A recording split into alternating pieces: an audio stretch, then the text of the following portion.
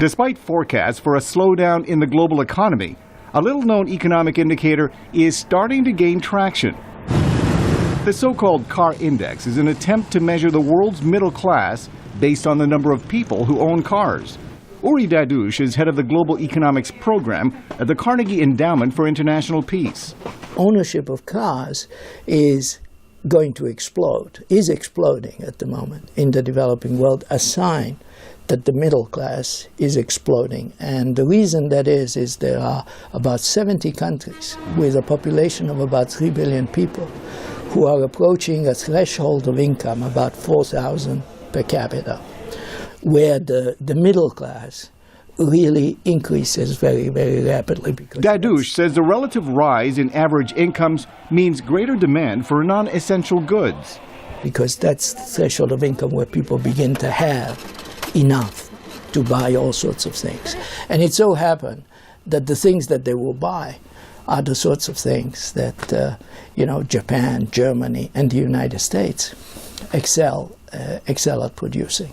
But the IMF says the economic downturn, which began in 2008, has also led to reduced consumer spending in developed nations. Managing Director Christine Lagarde says uncertainty over the debt crisis in Europe and the possibility that expiring tax cuts and massive government spending reductions could send the U.S. economy into a tailspin remain the biggest risks to the global economy.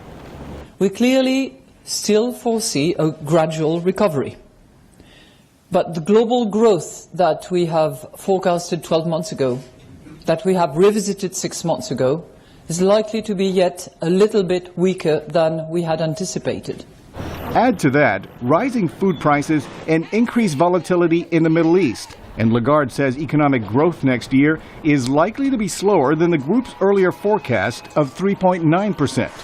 Small decimal points, for sure.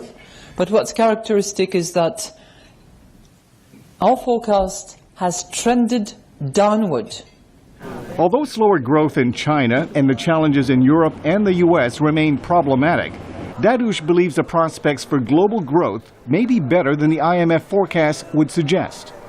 Notwithstanding the fact that they're going through a slowdown at the moment, the underlying drivers of growth in developing countries are extraordinary.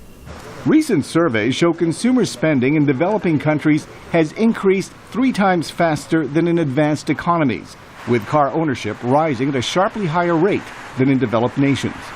Arcega, VOA News, Washington.